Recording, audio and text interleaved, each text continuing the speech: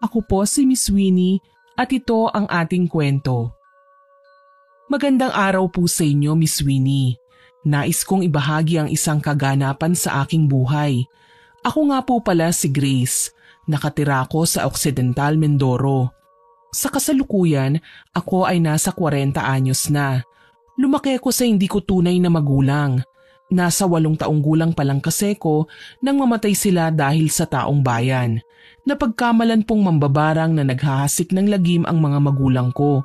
Kaya po sila nagawang sakta ng mga tao at namatay. Mula pagkabata ay inalila na ako ng mga umampon sa akin. Hanggang sa dumating ang araw na hindi ko na nakayanan ang mga pagpapahirap nila. Akala ko noon mabubuting tao ang mga umampon sa akin. Pero mali pala ako. Mas masahol pa sa alipin ang sinapit ko sa poder nila. Pakiusap, tama na po. Huwag niyo akong saktan. Bakit? Pagod ka na ba? Sumunod ka sa amin para hindi ka nagugulpe. Tama, engot ka kasi. Masyado kang bobita. Kung gusto mo ng kabaitan mula sa amin, sundin mo ang inuutos namin. Sinusunod ko naman po ang lahat ng sinasabi niyo sa akin eh. Kulang pa rin ba? Ano po bang nagawa ko para ganituhin niyo ako? Talagang kulang, Grace. Marami kaming isinakripisyo para sa'yo. Dapat lang napakinabangan ka rin namin. Lahat naman po ginawa ko eh. Bakit parang hindi pa rin sapat?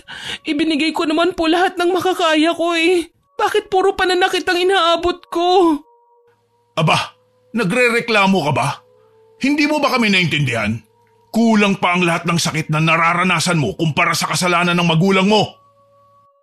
Natahimik na lang ako sa mga sinabi nila. Simula pagkabata, ganun na ang turing nila sa akin. Walang araw na hindi nila ako pinapahirapan. Nay, papasok na po ako. Baka gabihin po ako sa pag-uwi mamaya kapag hindi po ako nakaalis ngayon eh. Ayan, ganyan dapat. Magsipag ka para naman matuwa kami sa'yo. Hindi yung puro kaiyak at paawa. Sige na, umalis ka na para marami kang kitain. Huwag mo rin kalimutan na bumili ng bigas at ulam. Tandaan mo ang bilin ko. Opo, aalis na ho ako. Baka may ibibilin pa po kayo? Ikaw mahal, may ipabibili ka ba? Sabihin mo na para maisabay na ni Grace. Kung wala na po, aalis na ako. Mahuhuli na kasi ako sa trabaho eh. Hindi pa ako sumasagot. Huwag kang bastos. Laking gulat ko nang bigla akong sampalin ni tatay. Hindi ko akalain na sasaktan niya ako dahil lang sa maliit na bagay. Agad akong napahawak sa aking muka. Ramdam ko ang biglang pamamanhid ng ibaba kong labi dahil ito ang napuruhan sa pagsampal sa akin. Sa totoo lang, Miss Winnie, kung hindi lang malaki ang utang na loob ko sa kanila dahil sa pagpapalaki nila sa akin, matagal ko na silang sinagot-sagot at nilabanan. Pero dahil alam kong wala akong mapupuntahan kapag pinalayas nila ako, tiniis ko ang lahat ng pananakit nila sa akin kahit pa sobra na ang pagpapahirap. Pwede naman ho kayong magsalita ng hindi nananakit eh. Kapag nahuli ako sa trabaho, baka matanggal ako. Wala na akong kikitain at mas lalo kayong magagalit sa akin. Ayan na naman siya. Iyak na lang ba ang alam mo? Sige na, umalis ka na. Huwag ka nang pumasok. Ang dami mong arte. Pero kailangan ko po ang trabahong ito. Hindi ako pwedeng matanggal. Hindi nga pwede. Maglaba ka na lang. Bakit? Susuway ka na naman ba sa akin? Wala akong pakialam kung matanggal ka. Ayoko po. Kailangan ko ng trabahong ito. Ayaw mong sumunod? Gusto mo uli na sampal? Ito ang sayo. Arte-arte ka ba ha? Tanggapin mo to ng matauhan ka. Naramdaman ko na lang ang malakas na suntok ni tatay sa sikmura ko. Sobrang kirot at namilipit pa ako. Kahit na nasaktan ako, tumakbo pa rin ako palabas ng bahay. Ayoko kasi na hindi pumasok sa trabaho. Nag-iipon din ako para makapag-aral sa high school. Simula nang makagraduate ako sa elementarya, pinatigil na nila ako sa pag-aaral. Sabi nila sa akin, magsasayang lang daw sila ng pera lalo na't hindi naman nila ako tunay na anak. Sobrang sama ng loob ko noon pero wala na akong magawa. Wala rin naman kasi akong matatakbuhan. Nasa 8 taon pa lang ako nang mamatay ang tunay kong magulang. Tanging sina Nanay Adelina at Tatay Mikoy ang kumupkop sa akin. Wala na rin kasi akong kamag-anak na gustong umampun sa akin. Pagkarating ko sa trabaho, nag-alala kagad sa akin ng mga kasama ko. Alam naman kasi nila ang sitwasyon ko, pero nagsisinungaling pa rin ako para pagtakpan sila Nanay Adelina at Tatay Mikoy sa tuwing nagtatanong sila. Kinulit pa nila ako para magsabi ng totoo, pero hindi na lang ako umimik. Sinimulan ko na ang mga gawain na nakatoka sa akin sa karinderya. Isinubsob ko ang sarili sa pagtatrabaho bilang serbedora at minsan ay tagahugas ng mga plato. Matapos ang trabaho, binili ko ang lahat ng bilin sa akin ni Nanay Adelina. Hindi ko rin nakalimutan ang sigarilyo ni Tatay Mikoy para naman kahit papaano makaiwas ako sa panggugulpi niya. Tuwing uwian po kasi ay ibinibigay na rin ng amo namin ng sahod, kaya may pera na kagad ako bago umuwi. Nakauwi na ho ako! Oh, nandito na pala ang swail nating ampon. Hindi ba't sabi ko wag kang binili ko naman ho lahat ng bilin nyo. Ito rin po ang yosi ni tatay. Aba, ganyan dapat. Para naman matuwa kami sa'yo. Pasensya na rin po kayo sa nangyari kanina. Kailangan ko lang sumuway para mabili lahat ng kailangan nyo, lalo na dito sa bahay. Mabuti naman at alam mo ang obligasyon mo. O siya, magluto ka na makakain na tayo. Sinunod ko ang lahat ng gusto nila kahit hindi na makatao kung ituring nila ako. Masakit para sa akin na hindi man lang nila ako minahal, pero pinagpapasalamat ko na lang sa kanila dahil kahit papaano meron akong bahay na matutuluyan. Kahit pagod pa ako galing sa trabaho, ipinagluto ko kagad sila. Nang matapos ay inihanda ko na ang pagkain sa mesa, tsaka ko sila tinawag para kumain.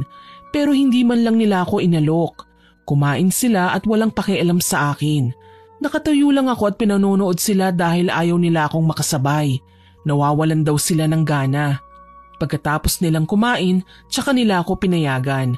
Mga tira na lang ang palagi kong pinagtsatsagaan. Umupo na ako pagkatapos nila at dinampot ang isang pirasong tuyo.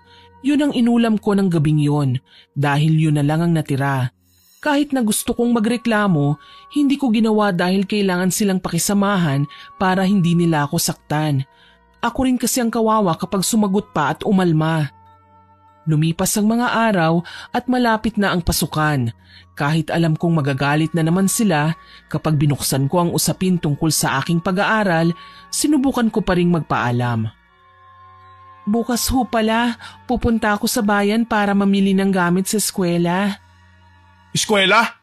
Di ba't pinahinto ka na namin sa pag-aaral? Mahal, ang ampon mo, nangangarap na naman. Aba, wala kaming pampaaral sa'yo. Ano ba yung pumasok sa utak mo ha, Grace? Wala naman po kayong gagastusin kasi ako magpapaaral sa sarili ko. At sa tingin mo papayag kami? Kahit ito lang ho, hayaan nyo naman po ako. Pangako mas magsisipag ako, payagan nyo lang po ako. Payagan mo na, mahal. Pero kapag hindi dumoble ang bigay mo sa amin, titigil ka. Maliwanag ba? Wala na akong nagawa pa ng mga oras na yon. Sumang-ayon na lang ako sa gusto nila para matupad ko ang aking pangarap. Ilang sandali ang lumipas, habang naguhugas ako ng pinggan, bigla na lang namatay ang ilaw. Dali-dali kong kinuha ang kandila at tinignan ko kung nawalan ba ng kuryente sa aming kapitbahay. Pero tanging kami lang ang nawalan ng ilaw, kaya naman napatingin ako kina nanay at tatay. Bakit po wala tayong kuryente? Nagbibigay naman po ako ng pambayad, hindi ba? Oo, pero hindi ko na ibayad. Pumunta kasi dito yung kumpari ko eh. Nagyayang magsugal, kaya yun. Naglaro kami, kaso natalo ako. Tsaka yung kalahati, binayad ko dun sa Bombay. May utang kasi ako na cellphone, yung nadukot sa akin sa palengke. Bakit hindi niyo ho inuna yung kuryente? Tsaka dapat sinabi niyo man lang sa akin para nagawan ko ng paraan. Aba, ano bang malay ko na puputulan tayo? Natural po, hindi tayo nakabayad eh. Ay, dapat pinaalam niyo sa akin. Ang dami mong satsat. Di bukas bayaran mo. Ibabalik din naman agad ang kuryente kapag nakabayad ka na. Kuda ka ng kuda dyan, ang sakit sa tenga. Hindi na lang ako kumibo sa sinabi nila. Alam ko kasi na mas masasaktan lang ako kapag nakipagtalo pa ako sa kanila. Matapos kong makipag-usap, nagpahinga na ako sa maliit kong kama sa sala. Wala kasi akong kwarto. Tanging maliit na katre na ako lang ang gumawa, ang higaan ko. Kinabukasan, maaga akong gumising. Nagluto ako ng almusal para sa kanila. At matapos nun, umalis na ako at nagpunta sa trabaho. Bumali ko sa amo ko para makakuha ng pambayad sa kuryente namin na pinutol. Noong una, ayaw pa sana akong bigyan ng amo ko, pero nagmakaawa ako at sinabi ko ang aking sitwasyon. Sa totoo lang, hindi ko na iniisip kung magmukha akong kawawa sa harapan ng iba. Gusto ko lang magawa ang lahat para kina Nanay Adelina at Tatay Mikoy. Ayoko na kasing makaranas pa ng pananakit nila. Pagod na ako sa ganoong kalagayan. Miss Winnie, pakiramdam ko noon, sa tuwing nasasaktan ako at pinagbubuhatan ng kamay, parang mamamatay na ako. Para bang katapusan na ng mundo. Ang hirap kasi talaga lalo na't hindi ko rin hawak ang isip ng mga umampon sa akin. Ginawa ko ang lahat ng gusto nila, pero sa paglipas ng panahon, mas lalo nila akong inabuso hanggang sa dumating ang pangyayari na pinagsamantalahan ako ni Tatay Mikoy. Tay, pakiusap. Huwag po. Ayoko. Hindi tama ang ginagawa niyo. Sabing huwag kang maingay. Saglit lang naman to, Grace. Hindi ka naman mabubuntis dahil hindi ko ipuputok sa loob. Ayoko, Tay. Huwag mong gawin to sa akin. Maawa po kayo. Magagalit po si Nanay. Hindi siya magagalit kung hindi naman niya malalaman. Ang dami mong arte. Gusto mo talaga na ginagalit ako? Kapag sinabi ko, sundin mo. Matagal na kitang gustong angkinin, Grace. Wala lang akong pagkakataon. Kaya ngayon na tayong dalawa lang dito sa bahay, gagawin ko ang aking gusto. Halika dito. Huwag po. Masakit po. Aray, tulong. Nanay, tulungan mo ako. Ang kulit mo talaga. Huwag kang maingay. Huwag ka nang mag-inarte kung ayaw mong masaktan. Tiisin mo lang at manahimik ka. Mamaya mararamdaman mo rin ang sarap. Huwag ka magulo. Pasaway ka talaga eh. Heto ang sayo. Gusto mo pa talaga masampal para lang tumahimik ka? Aray, tama na. Ang baboy mo. Parang awa niyo na po, Tay. Huwag po! Maawa po kayo! Anong nangyayari dito? Mikoy? Anong ginagawa niyo? Inay, ginahasa ako ni Tatay. Sinira niya ang puri ko. Mahal, inakit niya ako. Naghubad siya sa harapan ko.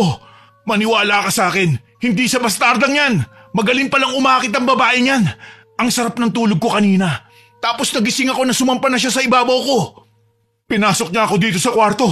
Tinakot pa ako na kapag hindi ko itinuloy ay sisirain niya tayo. Maniwala ka, mahal. Anong sinabi mo? Ikaw na babae ka? May kati ka rin palang tinatago? Walang iya ka? Halika rito at tatanggalin ko ang kati mong yan. Hindi po, Nay. Pinagsamantalahan po ako ni Tatay. Maniwala po kayo sa akin. Huwag po niyo akong saktan, Nay. Aray ko po, ang buhok ko. Huwag niyo po akong kaladkarin. Bitiwan niyo po ako. Halika dito nang magtanda ka. Walang iya ka. Lumayas ka sa pamamahay ko. Layas! Sinubukan kong magpaliwanag pero mas pinaniwalaan niya ang kanyang asawa. Sinampal at sinabunutan niya pa ako habang kinakaladkad palabas ng bahay. Sa akin niya binunto ng kanyang galit.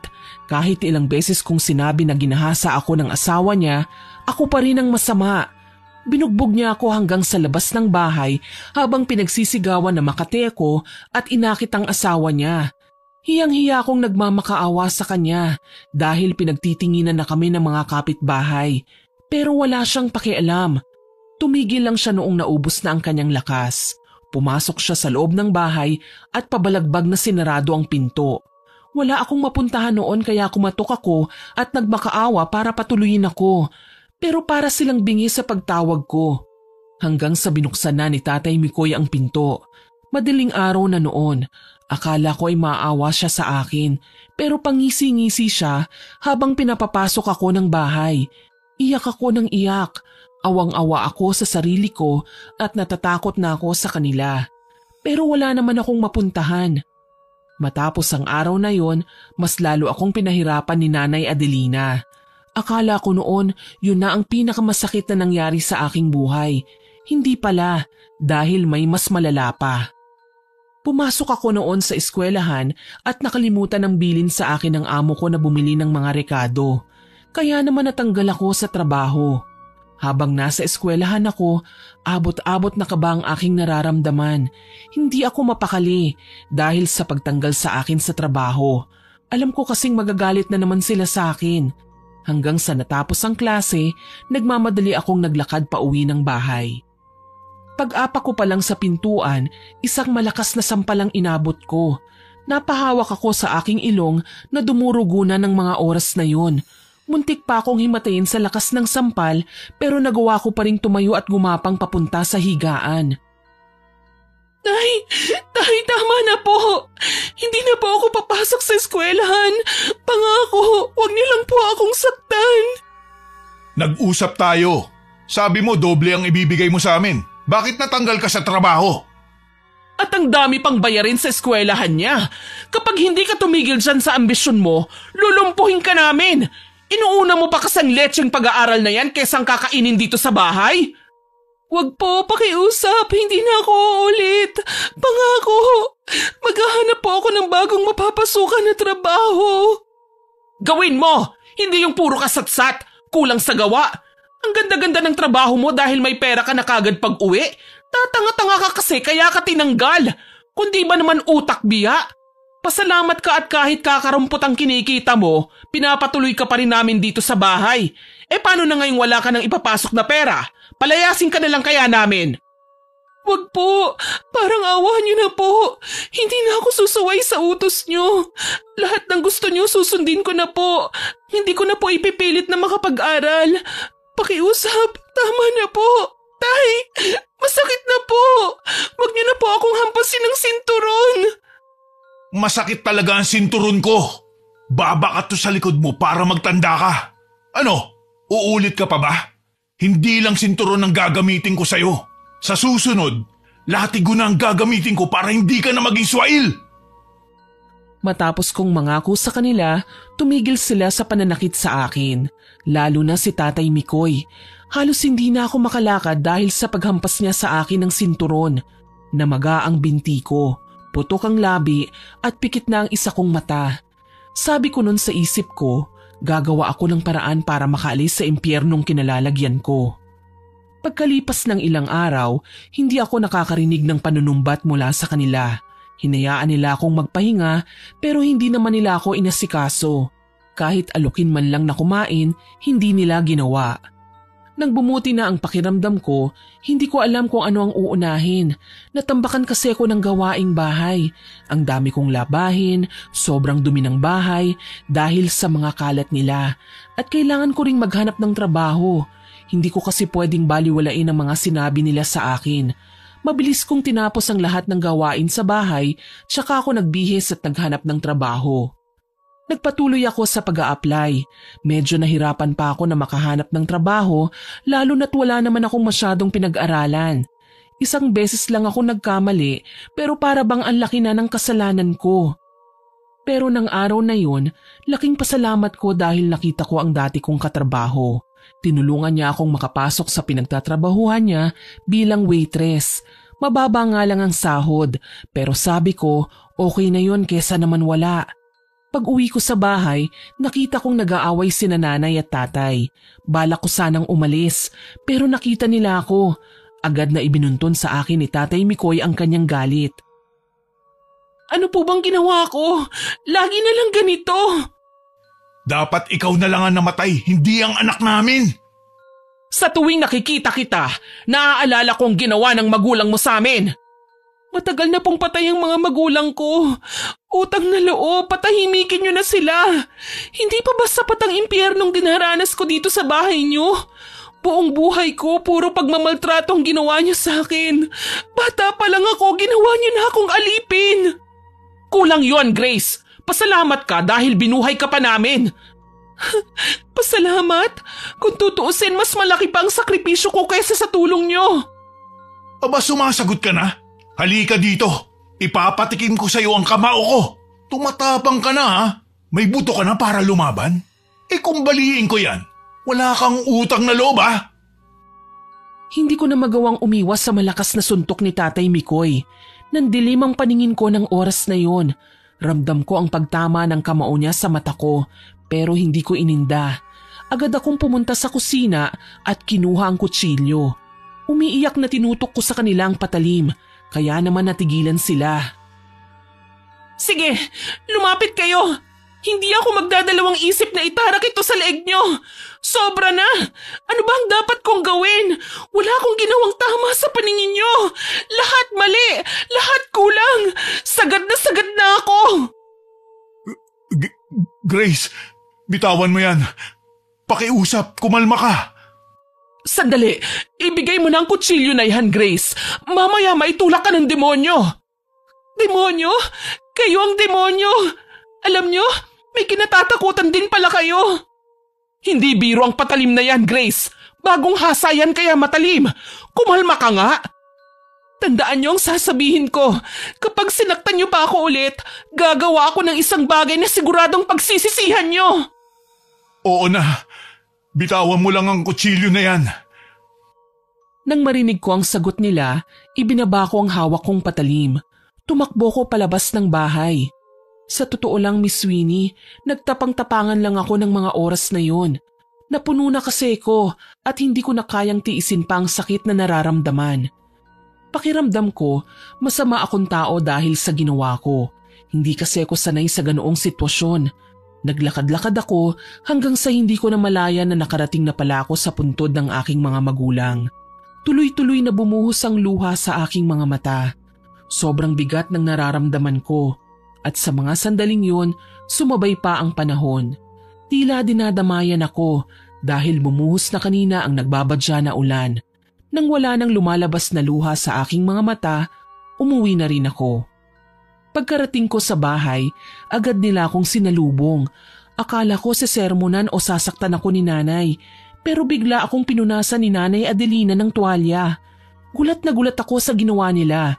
Hindi ko maunawaan dahil bigla na lang silang nagbago. Ayos lang po ako. Hindi nyo kailangan magpanggap na nag-aalala sa akin dahil pare-pareho nating alam na hindi yun totoo. Nagluto ako. Kumain ka na. Saka magbihis ka na rin, baka magkasakit ka. Oo, tama. Tsaka bukas, pwede ka nang pumasok sa eskwelahan.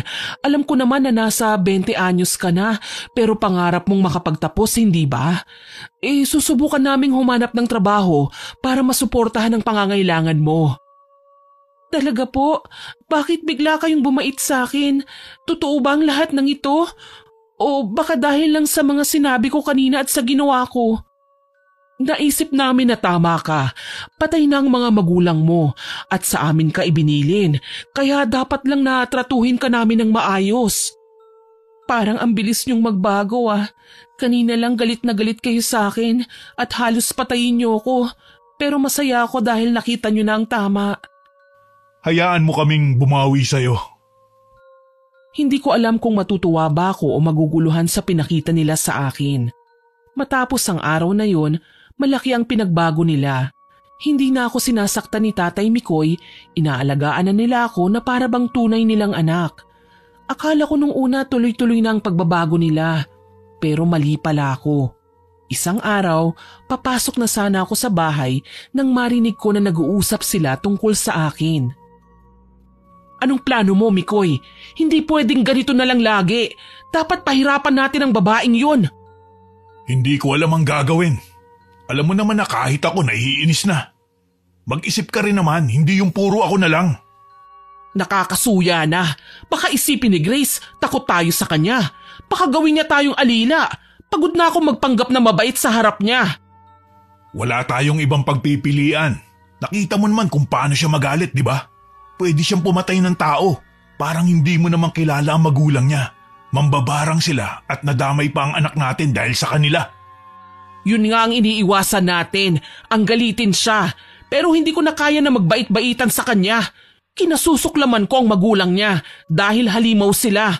Kung hindi natin sila naging kaibigan noon, sana kasama pa natin si Maria hanggang ngayon at hindi ang anak ng mambabarang na yon. Maghinay-hinay ka sa pagsasalita mo. Parating na rin si Grace, baka marinig ka niya. Sa ngayon, magtiis muna tayo. Hindi ko alam kung hanggang kailan ko kayang magtiis, Mikoy. Kilala mo ko. Ayoko sa lahat yung nagpapanggap ako.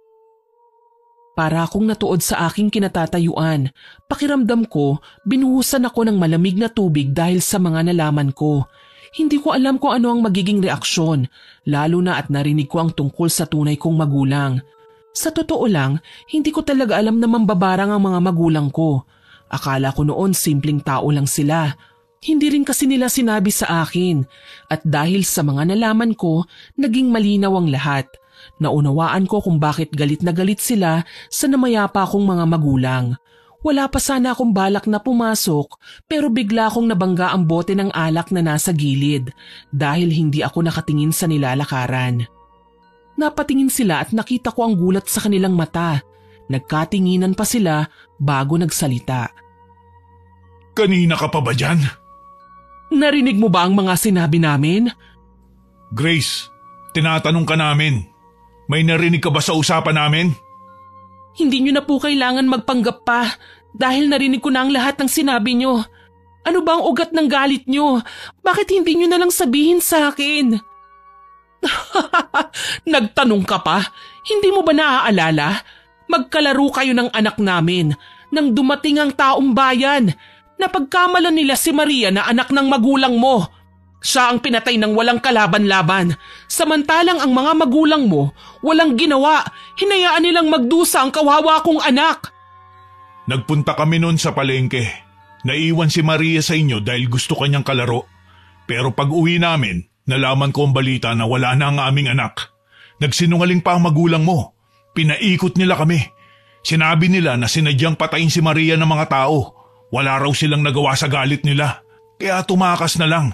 Iniwan nilang pinahihirapan hanggang sa mamatay ang anak namin. Tapos ikaw nagawa pa nilang ihabilin. Pero salamat sa'yo, nalaman namin ang totoo. Ako? Paano niyo nalaman ang totoo dahil sa akin? Hindi ko maintindihan. Nung maliit ka pa, madalas kang bangungutin. Palagi mong binabanggit ang pangalan ni Maria. Hanggang sa tinanong ka namin, ikinuwento mo ang nangyari ng araw na yon. Kaya naman simula noon, minaltrato ka na namin. Mabuti nga't ilang linggo pa lang na itinuturing ka namin na anak, nalaman na namin ang totoo mula sa'yo. Ikaw ang kabayaran sa kasalanan ng iyong magulang. Pero kung tutuusin, kasalanan mo rin ang lahat dahil ipinasuot mo ang kwintas kay Maria na pagmamay-ari ng iyong magulang. Kaya naman siya ang pinatay. Napaatras ako dahil sa malakas na sigaw ni Tatay Mikoy. Gulong-gulo ang aking isip, pero habang tumutulo ang aking luha, bumabalik sa alaala ko ang lahat ng nangyari. Natandaan ko na ang lahat. Naalala ko ang sinabi sa akin noon nila mama bago sila bawian ng buhay. Nakalimutan ko raw ang mga masasamang nangyari sa akin.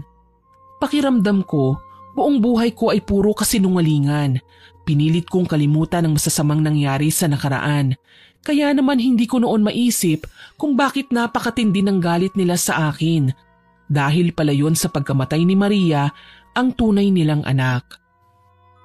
Hindi ko intensyon na mamatay ang anak nyo. Higit sa lahat, hindi ginusto ng mga magulang ko na mapahamak si Maria. Taong bayan ang dapat sinisingil nyo sa pagkawala niya, hindi ako. Pinahiram ko noon sa kanya ang kwintas ko dahil gusto niya. Hindi namin alam na may mangyayari. Sinubukan siyang iligtas ng mga magulang ko, kaya nga sugatan sila eh. Pero namatay pa rin ang anak namin dahil sa'yo. Ikaw at ang mga magulang mo ang may kasalanan ng lahat. Nagsisisi kami na naging malapit pa kami sa magulang mo. Kung hindi sana namin sila naging kaibigan, buo pa ang pamilya namin. Walang may gusto sa nangyari. Kahit ako sinisisi ko ang sarili ko sa mga pangyayari, kaya nga pinilit kong kalimutan ng lahat. Kayo ang tunay na masama dito, hindi ang mga magulang ko. Pasalamat ka dahil binuhay at inaruga ka pa namin. Kung tutuusin, kaya ka naming patayin pero hindi namin ginawa. Hindi kami gaya ng magulang mo na kayang isakripisyo ang iba para sa kanilang sariling kapakanan. Hinayaan nilang mangyari ang bagay na yun sa anak namin para lang maisalba ang sarili nilang anak. At ikaw yun. Talaga? Tumingin kayo sa salamin. Mas masahol pa kayo kaysa sa kinamumuhian nyo. Hindi nyo nga ako pinatay, pero inalila, minaltrato at ginawa nyong impyerno ang buhay ko. Wala kayong kasing sama. Sobrang galit na ako ng mga oras na yon. Hindi ko namalaya ng biglang pagpatay sindi ng mga ilaw. Hindi ko rin naramdaman na naapakan ko na pala ang basag na bote ng alak dahil sa aking emosyon. Pakiramdam ko, unti-unting nauubos ang pasensya ko. Lahat ng hinanakit na kinimkim ko sa loob ng maraming taon ay bigla na lang lumabas. Dinampot ko ang basag na bote ng alak at nilapitan ko sila. Napaatras at napaupo pa si Nanay Adelina dahil itinutok ko sa kanya ang basag na bote ng alak na aking hawak. Anong gagawin mo, Grace? Lumayo ka sa akin! Ngayon, alam mo na ang pakiramdam ng nagmamakaawa. Ganito lagi ang ginagawa niyo sa akin, hindi ba? Halos lumuhod ako sa harapan niyo pero naawa ba kayo? Hindi! Dahil demonyo kayo! Wala kayong kasing sama! Sarili niyo lang ang iniisip niyo! Ngayon, pinalalayo niyo ako? Akin na yan! Huwag mong sasaktan ang asawa ko! Papatayin kita! Tama na! Ayoko na! Pakiusap! Huwag mo kong sasaktan! Halika dito, Nanay Adelina! Huwag kang lalapit, Tatay Mikoy! Gigilitan ko ng leeg ang asawa niyo! Hindi na sila nakakilos pa. Hinila ko si Nanay Adelina. Itinutok ko sa kanya ang basag na bote ng alak at dahan-dahang lumabas ng bahay. Nang makalayo na kami, binitiwan ko siya at mabilis akong tumakbo palayo sa lugar na yon. Hindi ko alam kung saan ako pupunta, pero sabi ko, hinding-hindi na ako babalik sa impyernong bahay na yon. Lakad-takbo ang ginawa ko hanggang sa marating ang dati naming bahay. Ang mga magulang ko, pinatay sila ng taong bayan. Inakala ng lahat na ang mga magulang ko ang siyang dahilan ng kamalasan sa lugar namin. Hindi ko alam kung bakit. Masyado pa akong bata ng mga panahon na yon. Ang tanging natatandaan ko lang ay ang sinabi nila sa akin na kalimutan ko ang lahat ng masasamang pangyayari sa aking buhay. Nahiwalay ako noon sa aking magulang dahil sa sobrang takot. Tumakbo ko palayo sa kanila at nakuha ko ni Nanay Adelina. Nagkita-kita na lang kami sa bahay nila at doon ko na lamang naghihingalo ang mga magulang ko at ibinilin nila ako sa kanilang mag-asawa. Pagkatapos ng pangyayaring yun, nakalimutan ko na ang lahat. Ni hindi ko na rin maalala ang sinabi ng mga umampun sa akin na itinuring nila akong tunay na anak. Siguro dahil sa dami ng trauma na naranasan ko, nakalimutan ko na ang mga mahahalagang bagay. Ilang sandali ang lumipas at hindi ko na malaya na nakatulog na pala ako. Maya-maya pa'y bigla akong nakaramdam ng tapik sa aking balikat. Agad akong napabangon at nakita ko ang pamilyar na lalaki. Sino ka? Ano ang ginagawa mo sa bahay ng kaibigan ko? Paano mo ito nalaman? Kayo ang dapat kong tanungin tungkol sa bagay na ito. Sino po kayo at paano niyo naging kaibigan ng magulang ko? Teka, ikaw ba si Grace? Ang pinaampon kina Adelina at Mikoy? Ako nga po. Bakit kilala niyo po sila? Sino ba talaga kayo? Ako si Castor, ang kaibigan ng tunay mong ama. Matagal akong nawala at nalaman ko na lamang napatay na pala ang mga magulang mo at napunta ka sa pangangalaga ni Adelina. Kumusta ka na? Anong ginagawa mo rito? Delikado ang lugar na ito, lalo na at hindi ligtas na matulog dito. Umalis po ako sa bahay nila. Hindi ko na po kaya ang ginagawa nilang pagmamaltrato sa akin. Simula ng bata pa ako, pinahihirapan at inalipin nila ako. Gusto kong gumanti sa kanila at iparanas ang lahat ng sakit na dinanas ko sa poder nila. Nanlaki ang mga mata ni Mang Castor nang marinig niya ang mga sinabi ko. Kitang-kita ko ang pagkabigla sa kanyang muka. Tumayo ako at pinagmasdan ang paligid hanggang sa nakita ko ang isang maliit na kahon. Nakakandado yun. Mabilis ko yung dinampot at napatingin ako kay Mang Castor. Ano po kaya ang laman nito? Nakakandado kaya panigurado mahalaga ito. Pag-aari yan ng iyong magulang. Bakit niyo po alam? Gaya ng sabi ko sa iyo kanina, kaibigan ko ang iyong magulang. Kaya alam ko kung pag-aari ba nila o hindi. Kung ganon, alam niyo kung nasaan ang susi ng kahon na ito? Nasa akin ang susi ng kahon na hawak mo. Sumama ka sa akin at ipapaliwanag ko sa'yo ang lahat ng nalalaman ko. Nagpunta kami sa maliit niyang kubo. Malayo yun sa kabahayan at napapalibutan ng mga matatayog na puno. Pinaupo niya ako sa silya na gawa sa kahoy tsaka niya iniabot sa akin ang isang maliit na notebook. Ibinigay sa akin yan noon ng magulang mo bago pa ako umalis. Sabi nila kapag dumating na raw ang tamang panahon, ibigay ko yan sa'yo. Nariyan din ang sagot sa lahat ng katanungan mo at ang susi sa kahon na nakuha mo. Hindi ko yan pinakialaman dahil hindi naman sa akin. Kung kaibigan po kayo ng mga magulang ko at ibinili nila sa iyo ang bagay na ito, bakit hindi niyo ako hinanap? Bakit ngayon ko lang kayo nakita at nakilala? Pasensya na kung parang ang dami ko pong tanong. Hirap lang ako magtiwala dahil sa mga nangyari sa akin sa poder ni Nanay Adelina at Tatay Mikoy. Ay, pasensya na. Hindi ko alam na minaltrato ka pala nila. Sinubukan kitang kunin sa kanila pero ayaw nila. Sabi nila mahal na mahal ka raw nila at parang anak na ang turing nila sa'yo. Kaya naman hindi ako nag-isip ng masama. Patawarin mo ko kung nahuli ako. Hindi na yun ang mahalaga. Ang importante ay nagkita na ho tayo. Ano man ang laman ng kahon at notebook, malakas ang hinala ko na marami ang magbabago sa pagkatao ko. Grace, meron kang dapat malaman. Ang notebook na ito ay puno ng mga alaala at kwento ng iyong mga magulang. May mga sinulat sila sa mga nangyari sa nakaraan, pati na rin ang mga dahilan kung bakit natapos ang kanilang buhay ng maaga. Ano po bang nakasulat dito? Bakit parang napakahalaga dahil nilagyan pa nila ito ng kandado? Buksan mo at basahin. Makikilala mo ang tunay na pagkatao ng iyong mga magulang at malalaman mo ang dahilan kung bakit naging mabigat ang mga pinagdaanan nila sa kamay ng taong bayan. Sige po, bubuksan ko na. Babasahin ko kung anong nilalaman nito at umaasa ako na lahat ng katanungan sa isipan ko ay magkakaroon na ng kasagutan. Tahimik kong binasa ang unang pahina ng notebook na hawak ko. Hindi ko alam kung ano ang mararamdaman ko habang binabasa ang lahat ng nakasulat. Pakiramdam ko unti-unti akong bumabalik sa nakaraan. Hanggang sa nabasa ko ang tungkol sa isang tao na sumira sa pangalan ng aking magulang. Sino ang taong sumira sa pangalan ng magulang ko? Nasaan na siya? Hindi naman kasi nakasulat dito ang detalye tungkol sa taong yun. Hindi mo na kailangan pang makilala kung sino siya dahil pinatay na sila ng mga magulang mo. Ang mahalaga ngayon ay malaman mo ang totoo at magawa mo ang gusto mo. Ano ba talaga ang plano mo? Gusto kong iparamdam sa umampon sa akin ang dinanas kong hirap. Kung ganun, handa ka na bang matuto kung paano maging mambabarang? Handang-handa na po ako. Hindi na ako makapaghintay na makita silang magmakaawa at lumuhod sa harapan ko. Binigyan ko sila ng pagkakataon para magbago pero sinayang nila. Kaya ngayon, ako naman ang magpapahirap sa kanila.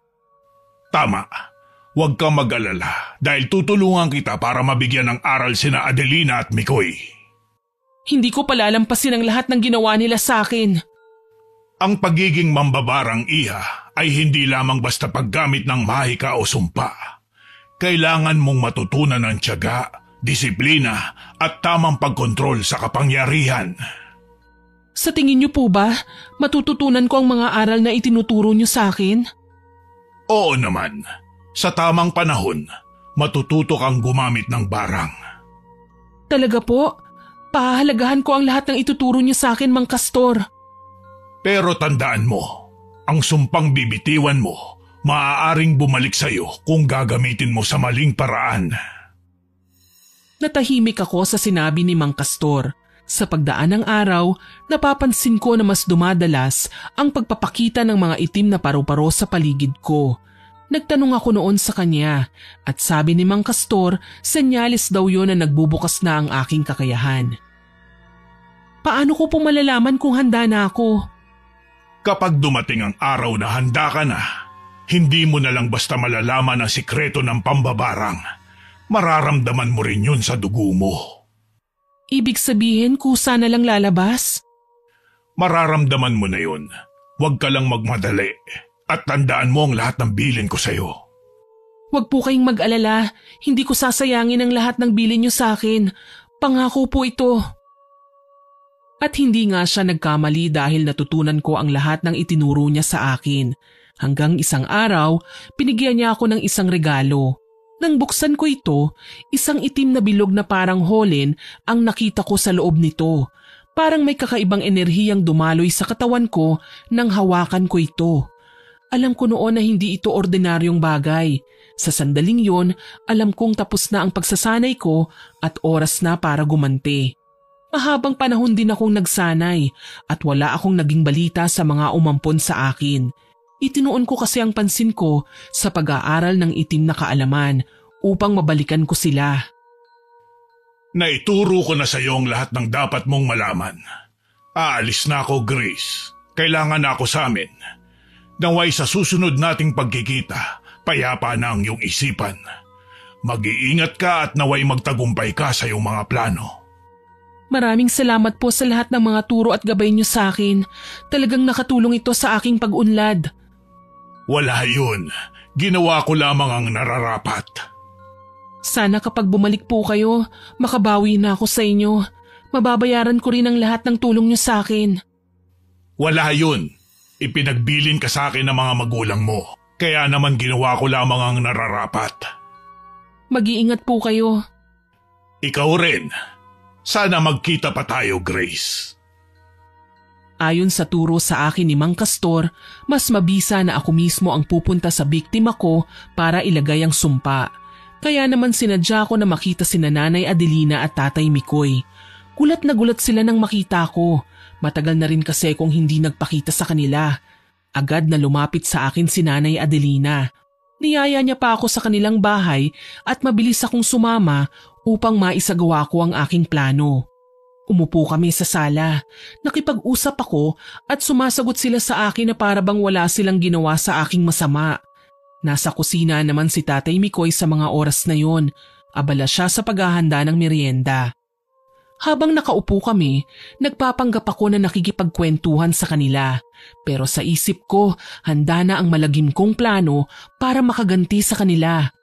Habang nagtatawanan sila, dahan-dahan kong inuusal ang isang orasyon na hindi ko pinapahalata sa kanila. Sa ilalim ng mesa, 2 insekto ang pinakilos ko, isang itim na langgam at isang maliit na gagamba. Dahan-dahan silang gumapang papunta kay Tatay Mikoy at Nanay Adelina. Alam kong hindi nila mararamdaman yon sa umpisa, pero kapag dumapo na ang aking barang sa kanila, doon magsisimula ang tunay na paghihirap. Matapos ang ilang saglit, tumayo ako at bahagyang ngumiti sa kanila. Pasensya na po, kailangan ko na pong umuwi eh. Ha? Aalis ka na kagad? Bakit parang nagmamadali ka? Oo nga, hindi pa tayo nakakapagkwentuhan. May gagawin pa po kasi ko eh. Hindi ka na babalik dito? Pasensya na po, pero hindi na po. Sige, hayaan mo na siya. Ingat ka. Ngumiti ako ng pilit kahit sukang-suka na ako habang kausap sila. Pagkalabas ko sa kanilang bahay, alam kong magsisimula na ang kabayaran sa lahat ng ginawa nila sa akin. Simula nang bumisita ako sa bahay nila, hindi na ako tumigil sa pagdalaw ng palihim. Tuwing pupunta ako, mas lalong lumalala ang itsura nila. Sa una, simple lang ang nangyari. Si Nanay Adelina ay madalas magreklamo na masakit ang katawan niya, para daw laging may tumutusok sa laman niya. Pero kahit anong inumin niyang gamot ay walang epekto. Samantala, si Tatay Mikoy naman ay madalas na hinihika at sumasakit ang tiyan. Pero habang lumilipas ang mga araw, mas lumalala ang kanilang nararamdaman. Pagkalipas ng 2 linggo, dumalaw ako ulit. Pagpasok ko, nakita ko kagad si Tatay Mikoy sa sala. Halos hindi ko siya makilala. Payat na siya. Halos kita na ang buto sa kanyang balat at ang kanyang muka ay namumutla, puno ng malalalim na guhit, para siyang hindi natutulog. Paglapit ko, biglang bumuka ang kanyang bibig at doon ko nakita ang nakakakilabot na itsura niya. Punong-puno ng malalaking sugat ang loob ng kanyang bibig, para bang may bumutas sa kanyang gilagid at dila at may lumalabas pang madilaw na likido. Sinadya kong magpanggap na para bang nag-aalala ko sa kanila. Hindi ko pinahalata pero alam kong nagdududa na sila sa akin. Makikita kasi yon sa kanilang mga mata. Sa gilid ng mata ko, nakita ko naman si Nanay Adelina na nakahiga sa papag. Nanginginig at pawisan. Ang kanyang tiyan ay lumaki, para bang punong-puno yun ng tubig o kung anong hindi normal na laman. Napansin ko rin na nanginginig ang kanyang kamay at ang mga daliri niya ay parang may gumagapang sa ilalim ng balat. Tahimik akong nakatitig pero sa loob-loob ko, natutuwa ako. Sabi ko, yun ay simula pa lamang at hindi pa tapos ang pagpapahirap ko sa kanila. Magsasalita pa lang sana ako pero agad akong pinaalis ni Nanay Adelina at Tatay Mikoy. Kaagad akong lumabas ng kanilang bahay. Umalis na lang ako doon at hindi na dumalaw pa. Sa totoo lang, kinabahan talaga ako ron, Miss Winnie. Hindi ko kasi naisip na hihingi sila ng tulong sa isang mambabarang na tumutulong sa mga kagaya nilang biktima ng sumpa. Hanggang sa sumagi sa isipan ko ang mga binilin ni Mang Castor. Napatapik ako noon sa noo at naisip ko na mali ang ginawa ko. Pero sinabi ko sa aking sarili na hindi na ako pwedeng umurong. Itinuloy ko na lang ang aking nasimulan. Lumipas ang ilang buwan, wala naman nangyari sa akin na kakaiba. Hanggang isang araw, naramdaman ko na lang na bumabalik sa akin ang ginawa kong sumpa. Isang gabi, para akong mamamatay. Nahirapan akong huminga at nakita ko ang aking mga alagang insekto na namatay. Ilang sandali pa ang lumipas, napasuka ako ng dugo. Ramdam ko ang pananakit ng aking katawan. Maya-maya pa'y bigla ko na lang naramdaman na para bang may sumasakal sa akin na hindi ko nakikita. Hanggang sa may narinig akong boses na pumasok sa aking isipan. Hindi ko alam kung saan nanggagaling ang boses na yun. Hindi ko rin alam kung sino siya, pero nararamdaman kong makapangyarihan din siya. Kapag tinatanong niya ako, ay sinasagot ko lamang. Narinig ko rin ang boses ni Nanay Adelina. Sino ka? Magpakilala ka sa akin. Bakit mo binabarang sina Adelina at Mikoy? Anong kasalanan nila sa'yo? Hindi ako magpapakilala. Malaki ang pagkakasalang nagawa nila sa akin at hindi ko hahayaan na hindi sila managot. Grace, ikaw ba yan? Tanggalin mo na ang sumpa na nilagay mo sa amin. Huwag mong hintayin na ibalik namin yun sa'yo. Wala kayong dapat ipagmalaki. Hindi ako natatakot sa inyo. Danasin niyo ang paghihirap na pinaramdam niyo sa akin. Pakiusap, Grace. Kung ikaw man yan, tanggalin mo na ang nilagay mong sumpa sa amin. Magtiis kayo. Hindi ko aalisin ang sumpang nilagay ko sa inyo. Magdusa kayo. Matigas ka, ha? Wala akong pagpipilian kundi ang pahirapan ka at ibalik sa'yo ang sumpang nilagay mo sa kanila. Huwag kayong makialam dito. Wala kayong alam sa kasamaan ng mga taong tinutulungan nyo. Hindi to maaari. Hindi mo ako matatalo. Hindi ko na nagawa pang sumagot dahil napasukan na ako ng uod. Ramdam ko ang aking panghihina. Bago pa ako makapagsalita ng orasyon, bigla na lang nandilim ang aking paningin at doon na ako nawala ng malay. Nang muli kong iminulat ang aking mga mata, nakita ko si Mang Castor. May hawak siyang bimpo at ipinunas niya yon sa aking noo. Sinabihan na kita, Grace, pero hindi ka nakinig. Mabuti na lang at naisipan kong dalawin ka at nakinig ako sa kutob ko. Kung hindi, baka hindi na kita naabutan ng buhay. Pasensya na po, pero sinabi ko naman sa inyo na gagantihan ko sila. Nabanggit ko na po yun sa inyo. Nakakainis lang, nagawa nilang malabanan ng sumpang nilagay ko sa kanila. Hindi pwedeng maging masaya sila at hindi sila maghirap. Ano ba talaga ang gusto mong mangyari? Papatayin mo ba talaga sila? Hindi, ayoko naman pong pumatay ng tao. Ang gusto ko lang ay pagsisihan nila ang mga ginawa nila sa akin. Kung ganon, alam mo dapat kung anong klaseng sumpa ang ilalagay mo sa kanila. Hindi ka basta-basta pwedeng maglagay. Maaaring ikamatay ng isang tao ang barang. Ginawa ko lang ang turo niyo sa akin. Sinunod ko lang po ang lahat ng natutunan ko sa inyo. Pero bakit natalo pa rin nila ako? Dahil mali ang intensyon mo. Halos patayin mo na sila sa sumpang inilagay mo. Naguguluhan na ako. Sinunod ko lang naman po ang lahat ng turo niyo. Bakit parang mali ako? Sinunod mo nga ba ang bilin ko? Bawat sumpang ibibigay mo sa isang tao ay maaaring bumalik sa'yo Kaya dapat lang pag-isipan mo. Huwag kang papadala sa puot na nararamdaman mo. Kung ganon, anong dapat kong gawin? Paano ko sila mapaparusahan na hindi nila ako natatalo at hindi rin sila napapatay? Ang barang Grace ay layunin nitong gawing pantay ang mga paa ng taong biktima. Kung intensyon mo lang na magsisisi sila, aralin mong kontrolin ang kakayahan na taglay mo. At higit sa lahat, kontrolin mo ang emosyon mo. Natahimik ako sa mga sinabi ni Mang Castor. Hindi ko lubos maisip na lahat ng ginawa ko ay mali pala. Tama ang layunin kong mapagsisi sila, pero mali ang aking naging hakbang. Matapos ang pag-uusap namin ni Mang Castor, sinabihan niya ako na hanapin ko ang itim na libro. Tanging ang aming saninlahi lamang ang makakahanap nito. Nakasulat raw sa librong yon ang mga dapat kong gawin at matutunan dahil tanging ang mga kadugo ko lamang ang nakakaalam nito. Wala akong ideya noon kung paano hahanapin ang itim na libro na sinasabi niya. Hanggang sa binalikan ko ang bahay namin noon. Hindi ko alam pero para bang may nag-uudyok sa akin na magpunta sa likod bahay. Habang naglalakad ako at patungo roon, napansin ko ang isang puno ng mangga na may marka. Pamilyar yon sa akin hanggang sa naalala ko ang disenyo ng kahon na nakuha ko. Dali-dali akong umuwi sa aking tinutuluyan, kinuha ko ang kahon at binuksan yon. Nakita ko ang tila ba isang mapa na may kakaibang sulat. Hindi ko maintindihan dahil nakasulat sa ibang lengguwahe. Meron ding mga drawing, kagaya ng bilang ng lakad o hakbang, may mga puno at iba pang simbolo. Pinag-aralan ko ang mapa at nalaman ko sa likod bahay lang din nito tinuturo ang kailangan ko. Kinuha ko yon at bumalik sa puno ng mangga. Sinunod ko ang mga nakasulat sa mapa hanggang sa napadpad ako sa isang malaking puno ng balete. Nakita ko ang marka na simbolo sa katawan ng puno at may araw pa na nagtuturo pababa. Naisip kong doon nakabaon ng libro kaya hinukay ko ito. Halos 1 oras din akong naghukay hanggang sa makita ko na ang aking hinahanap. Nakita ko rin sa pabalat ng libro ang nakasulat na orasyon. Iyon din ang nakasulat na palatandaan sa mapa na nagsasabing yun na nga ang itim na libro. Agad akong napangiti pero hindi ko muna yun binuklat. Nagmadali akong umuwi at doon ko binasa ang nilalaman ng itim na libro.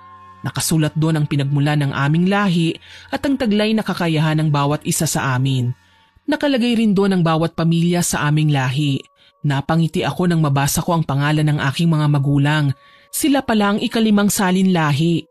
Hindi ko na masyadong ilalahad kung ano ang laman ng libro. Masasabi ko lang na lahat ng kailangan kong malaman ay nakasulat doon. Ayoko nang banggitin pa kung ano yon dahil tanging mga kadugo lang namin ang dapat na makaalam.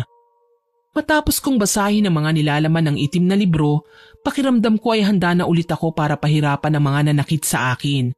Pero sa pagkakataong ito, hindi na ako papatalo. Hindi ko rin sila tutuluyan. Gusto ko lang maramdaman nila ang lahat ng sakit na aking dinanas.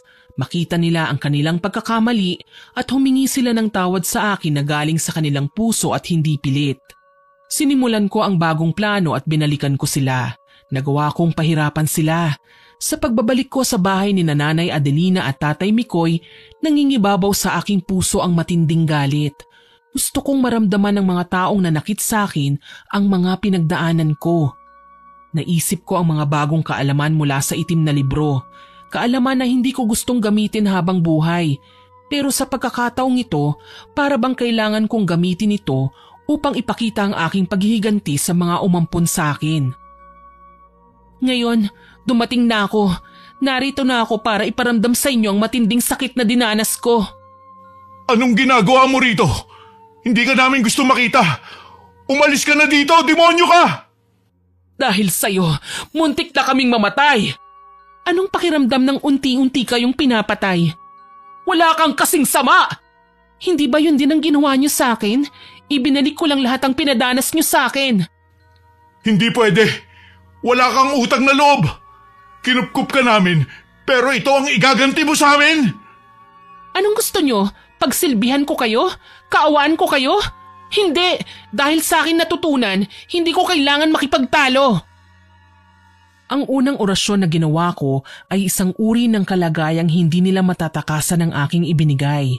Tinawag ko ang mga insekto sa paligid at napasunod sila gamit ang itim na mahika. Mga langgam, ipis, daga at gagambang may itim at pulang tuldok na ginawa kong mga tagapagsagawa ng aking sumpa. Sa loob ng bahay, pinakilos ko ang mga ito upang simulan ang aking plano. Simulan natin ang laro! Walang iya ka! Manang-mana ka sa magulang mo! Demonyo ka! Mambabarang! Salot! Ano itong pinapasok mo sa bahay namin? Mga nakakadiring hayop! Alisin mo ang mga yan! Walang iya ka talaga! Kung demonyo ako, ano pa kaya kayo? Sana noon palang pinatay ka na namin! Sana nga para hindi na ako naghirap pa. Ginawa niyo akong alipin. Sa buong buhay ko, puro paghihirap ang aking dinanas. Ginawa namin yung para makagandi!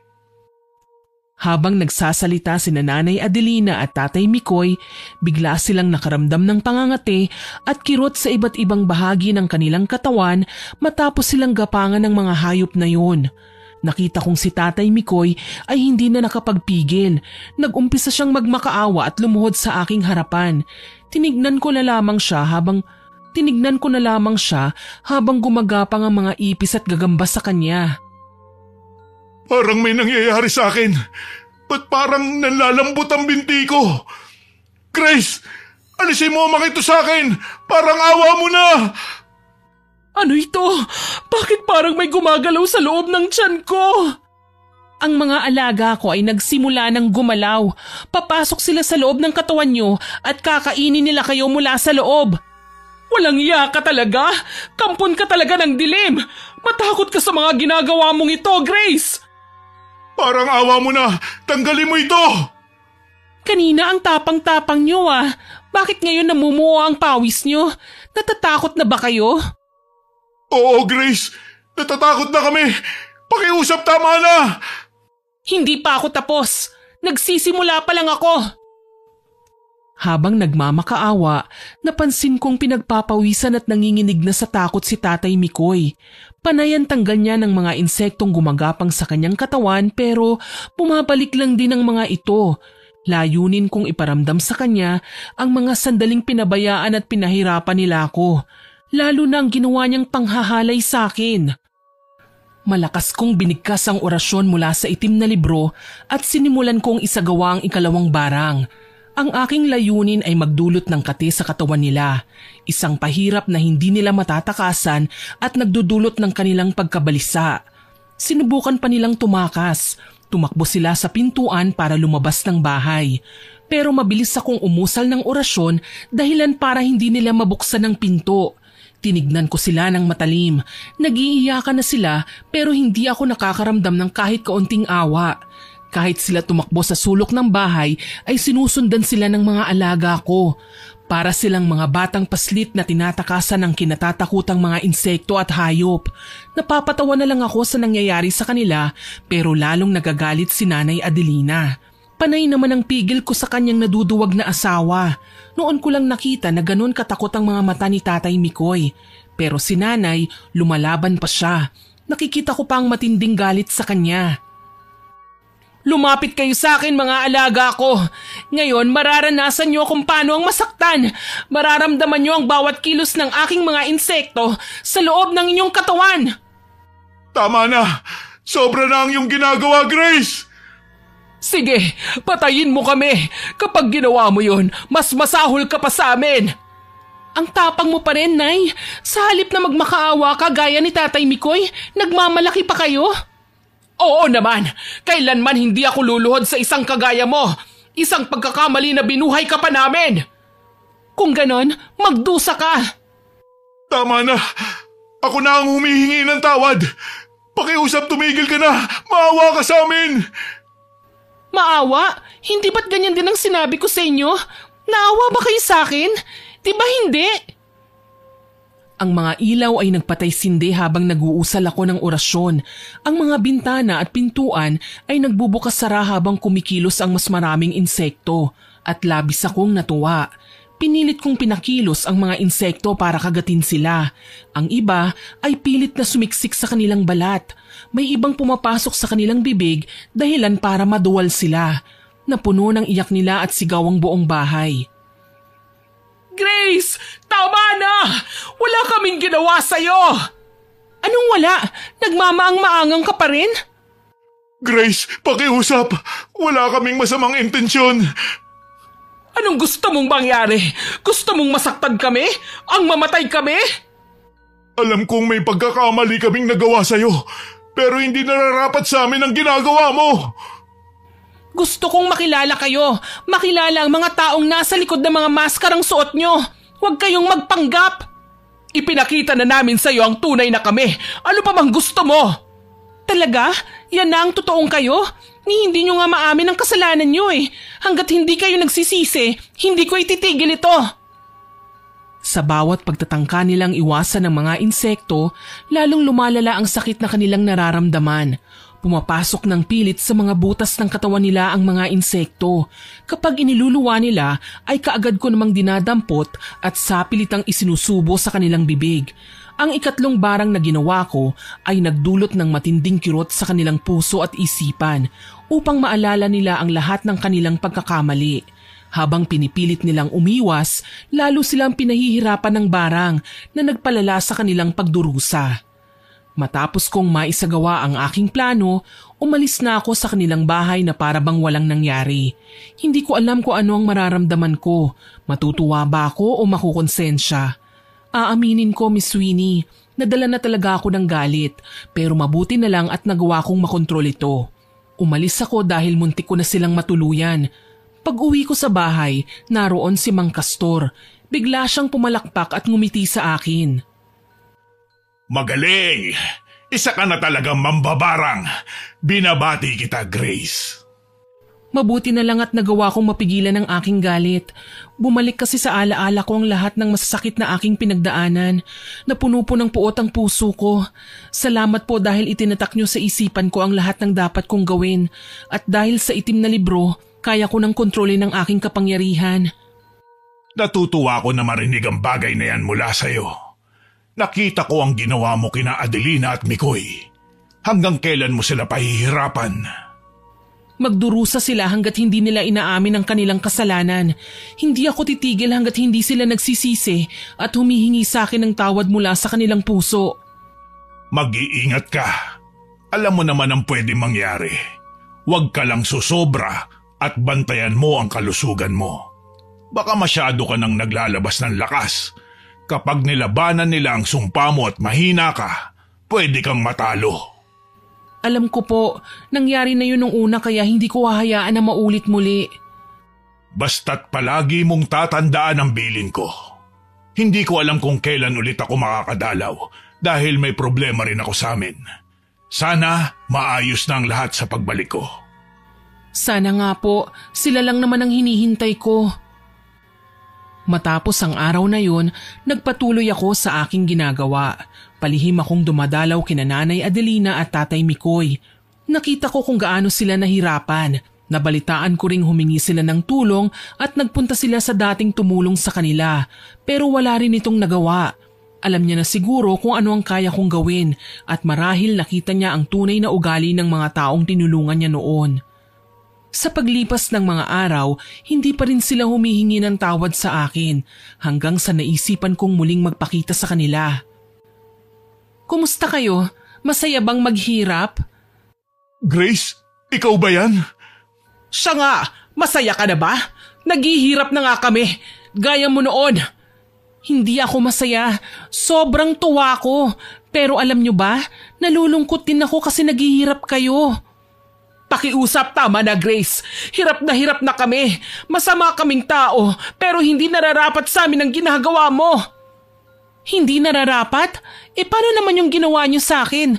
Yung paulit-ulit yung pananakit sa akin, pagmamaltrato at paninisi niyo kahit patay na ang mga magulang ko. Patawarin mo kami. Nagsisisi na ako sa mga nagawa ko sa'yo. Adelina, mahal, humingi na lang tayo ng tawad. Para saan? Hindi niya tayo pakikinggan. Kinasusuklaman niya tayo. Yun ba talagang tingin niyo sa akin, Nanay Adelina? Ganito ba ako kasama para hindi magpatawad? Kung ang Diyos nga ay kayang magpatawad, ako pa kaya na tao lamang? Dinamay mo pa ang Diyos sa kasamaan mo! Mahiya ka nga, Grace!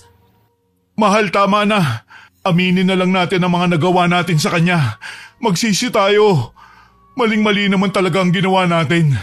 Ang galit natin sa mga magulang niya ay ibinuntun natin sa kanya kahit na wala siyang kinalaman sa nangyari. Natahimik si Nanay Adelina sa mga sinabi ni Tatay Mikoy. Maging ako ay hindi makapaniwala sa aking narinig. Inamin niya na meron silang kasalanan.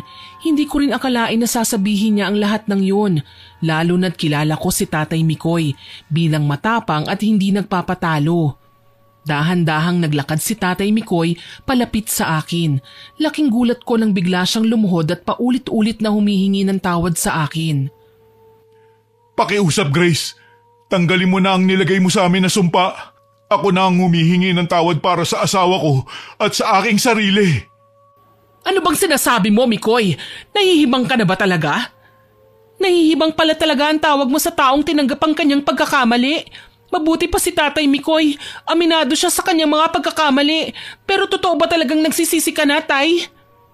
Oo, Grace. Mukha ba ako nagpapanggap?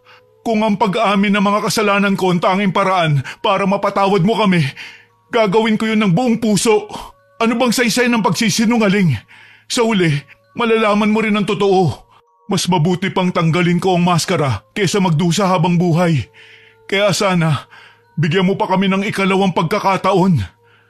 Kung ganon, tinatanggap ko na po ang paghingi nyo ng tawad. Makakaasa kayo, mawawala ng paghihirap nyo. At ako, paano naman ako?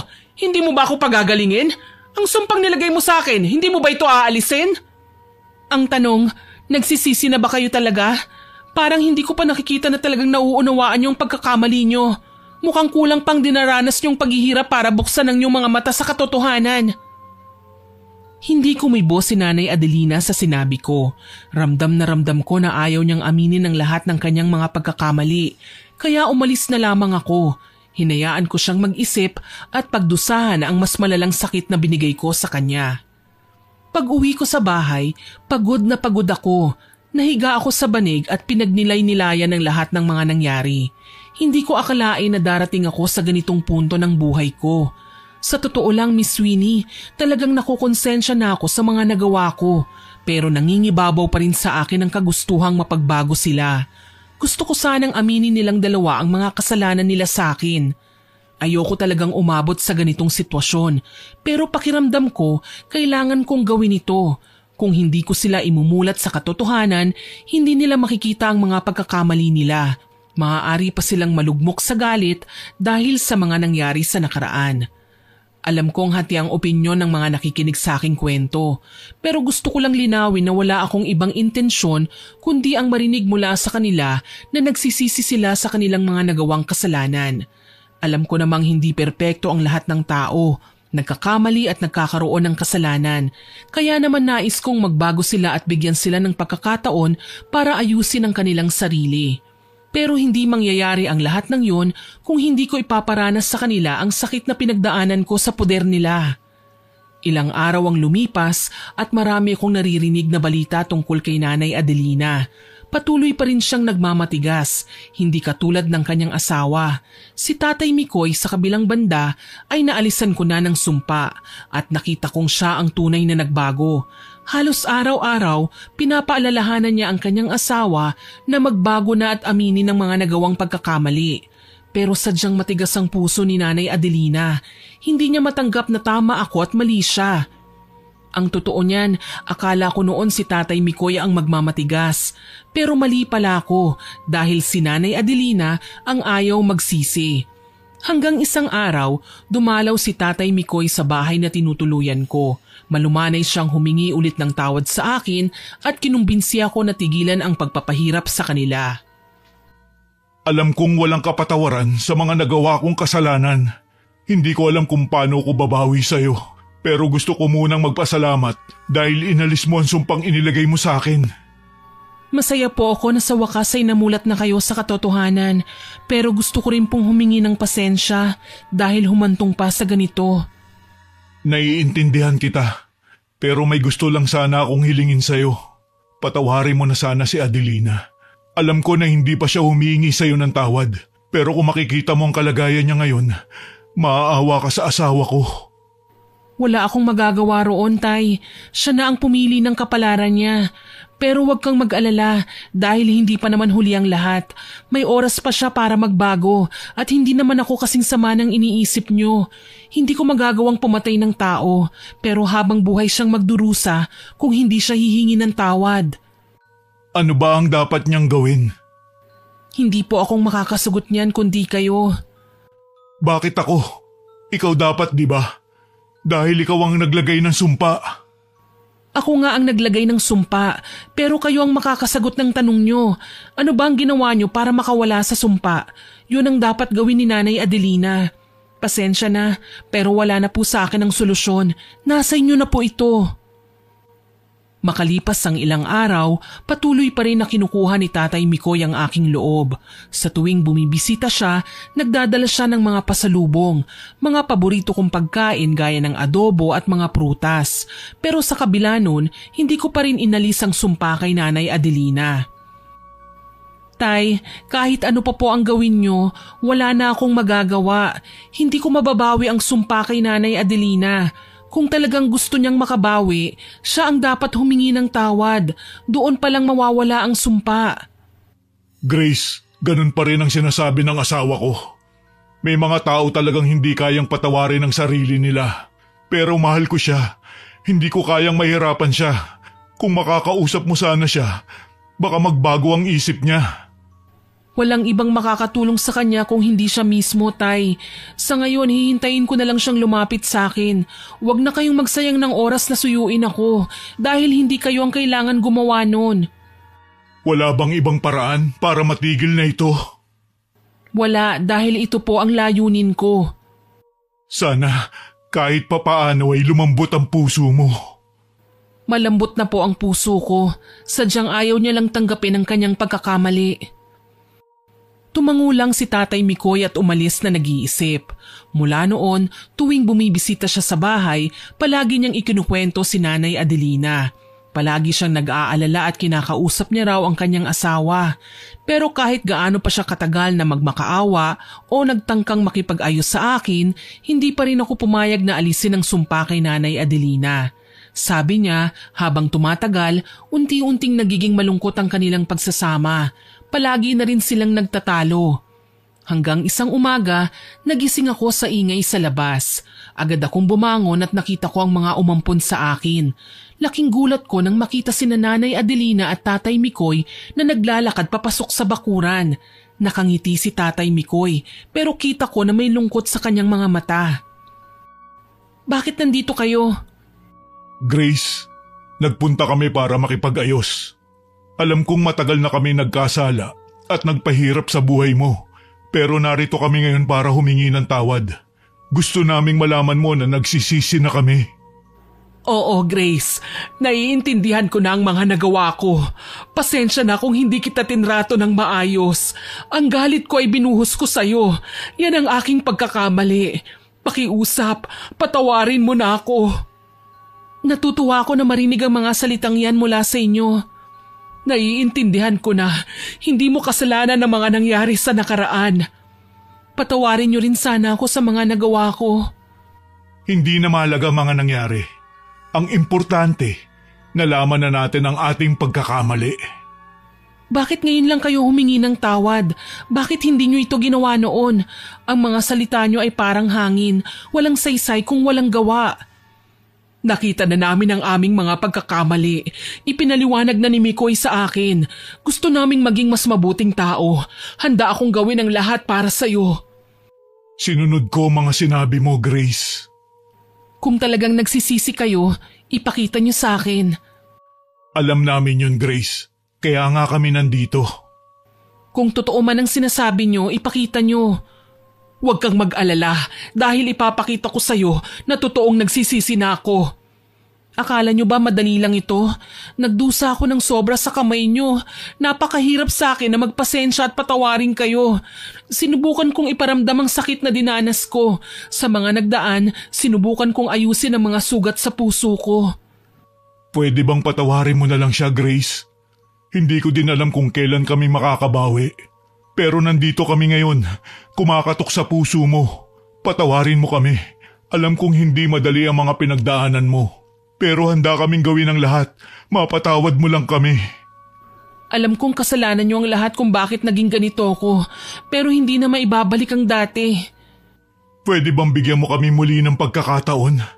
Umabot na kami sa bagay na ito kaya hindi na kami susuko. Sana matanggap mo ang aming paghingi ng tawad. Handa kami sa lahat ng bagay para makabawi. Sige, bibigyan ko kayo ng pagkakataon pero kailangan na ipadama at ipakita nyo. Gusto kong makita na totoo ang mga sinasabi nyo. Yan ang gusto naming ipakita sa iyo, Grace. Magsisimula kami sa lahat ng kailangan at hindi na namin sasayangin ang pagkakataon na ibinigay mo sa amin. Alam kong mahihirapan kang magtiwala sa amin, lalo na sa akin dahil matagal kong napagtanto ang aking kamalian. Pero makakaasa ka na tutupad kami sa aming sinabi. Sana nga po, huwag niyo na sanang sayangin ang pagkakataon na ito dahil baka sa susunod hindi ko na magawang magpatawad. Alam namin yon, Grace. Ilang beses mo na kaming binigyan ng tsansa para magbago. At ngayon napag-alaman ko na mali ang mga ginawa namin sa'yo.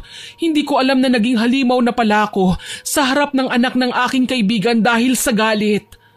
Mabuti naman at namulat na ang mga mata niyo, Nanay Adelina. Hindi ko naman gusto na saktan at pahirapan kayo. Gusto ko lang ipakita ang inyong mga pagkakamali. Kaya nga, salamat dahil iminulat mo kami sa katotohanan. Napangiti ako sa mga nangyari. Habang nagiging malinaw na ang lahat, alam kong magiging bahagi na sila ng aking bagong simula. Kung ito ay magbibigay ng pagbabago, handa akong makita ang kanilang tunay na pagkatao. At nagpatuloy kami sa pag-uusap, na puno ng pangako mula sa kanila ang usapan. Puno rin ng pag-asa na balang araw ang mga alaala ng sakit at hapdi ay mapapalitan ng saya. Habang nag-uusap kami ni Nanay Adelina at Tatay Mikoy, unti-unti kong nakilala ang kanilang mga tunay na damdamin. Ang mga pagkakaiba ng aming nakaraan ay tila naging tulay upang matuto kaming pare-pareho. Bakit ba kasi sa akin yung sinisi ang lahat ng nangyari? Ano po bang dahilan? Napuno kami ng galit. Namatay ang magulang mo at nagsinungaling sila sa amin. Kaya ikaw ang napagbuntunan namin. Pero ngayon, alam ko na mali ang nagawa namin. Ngayon naiintindihan ko na po. Sana noon pa lang, napag-isip-isip nyo na. Hindi na sana tayo umabot sa ganito. Babawi kami. Pangako.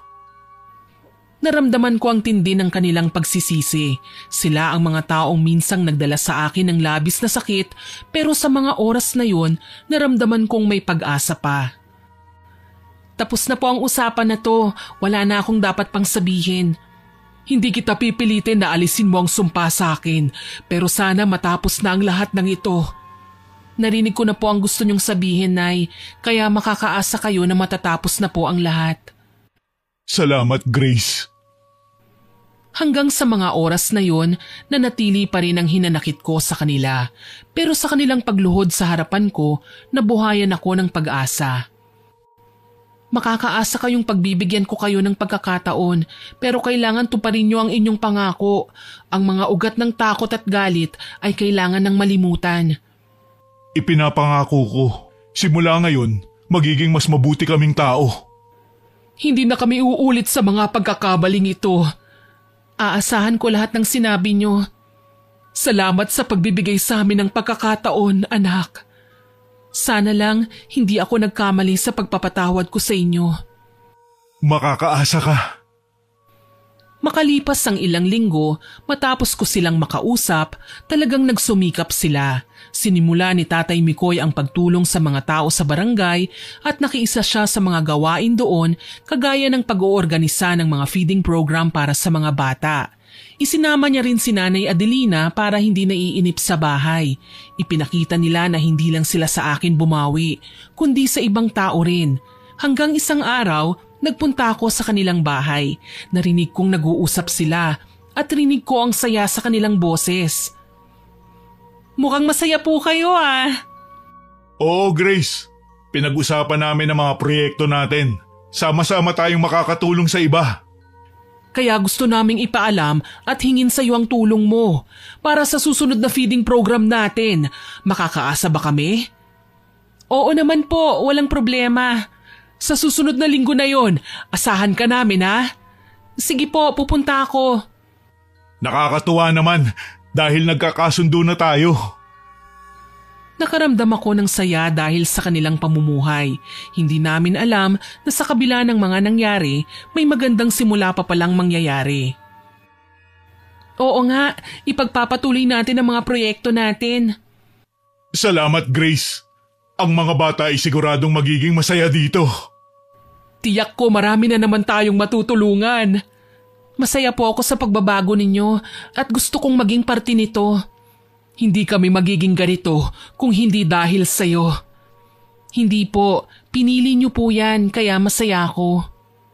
Malaking parte ka ng pagbabago namin. Salamat dahil iminulat mo kami sa kabutihan. Matapos ang araw na yon, sama-sama kaming gumawa ng mabuti hanggang sa muli kaming nagkita ni Mang Castor. Nakatanggap ako ng mga balita tungkol sa'yo, Grace. Binabati kita. Mukhang nahanap mo na ang kapayapaan sa puso mo. Salamat, Mang Castor. Ito na ang isang bagong simula. May mga aral akong natutunan sa mga pagsusumikap ng mga umampon sa akin. Itong laban mo ay nagbukas ng bagong daan. Lahat tayo ay may mga pagkakamali. At ang totoong yaman ay nasa kung paano natin pinapangatawan ito. Kung hindi dahil sa inyo, baka hindi ako masaya ngayon. Nararapat sa'yo na maging masaya dahil mabuti kang tao, Grace. Natutuwa ako sa tagumpay mo. Ang mga salita na narinig ko mula kay Mang Castor ay parang pintig sa puso ko. Natagpuan ko sa aking sarili ang higit pang kabutihan. Tumayo para sa mga pangarap at makipagtulungan bilang pagbabago sa kapwa. Bilang katibayan ng paghingi ng tawad ni Nanay Adelina at Tatay Mikoy sa akin, nag-ipon sila para muling mabawi ang minanang lupa ko sa aking mga magulang. Nalaman ko na isinanla pala nila ito. Nung sandaling yun ko rin nalaman na may lupa palang iniwan sa akin ng mga magulang ko. Akala ko ay tanging yung bahay lang, pero bahagi lang pala ito ng kabuuan. Doon na nagsimula ang bago kong buhay. Sobrang saya ko po, Miss Winnie. Sabi nga, sa dulo ng mga alon at unos, pagkatapos ng pagsubok ay magbibigay daan ito para sa mas magandang tatahakin. Sa huli, ang mga sakripisyo ay nagbunga ng pagbabago, pag-unawa at tunay na pagkakaibigan. Kaming tatlo, wala na kaming natirang hinanakit mula sa nakaraan. Napalitan na yon ng pagpapatawad at pagmamahalan. Samantala, nangako naman ako sa aking sarili na kailanman hindi ko nagagamitin ang pambabarang upang manakit ng aking kapwa. Muli kong ibinaon ang itim na libro kasama ang iba pang mga gamit sa pambabarang na iniwan ng aking mga magulang. Sa kabila ng mga nangyari, nalaman kong pwede pa rin tayong maging normal na tao. Tayo ang pumipili ng landas natin. Tayo ang nagdidesisyon sa ating buhay. Kahit ano pa ang mangyari sa atin, may kaakibat yon na responsibilidad. Hanggang dito na lamang po ang aking kwento, Miss Winnie. Sana ay maraming natutunang aral ang ating mga tagapakinig. Naway nagustuhan niyo ang aking ibinahaging kwento. Ako po si Miss Winnie na nagsasabing hanggang sa muli at salamat sa inyong pakikinig.